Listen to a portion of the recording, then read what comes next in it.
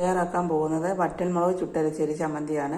അതിനായിട്ട് നമ്മുടെ ഇതുപോലൊരു പപ്പടം കുത്തിയോ എന്തെങ്കിലും എടുത്തതിന് ശേഷം ഇതുപോലൊരു 6 വറ്റൽമുളക് നമുക്കൊന്ന് ചുട്ടെടുക്കാം.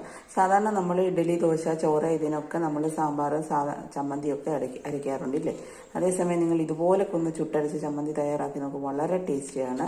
അപ്പോൾ നമുക്കിതെല്ലാം ഒന്ന് ചുട്ടെടുക്കാം.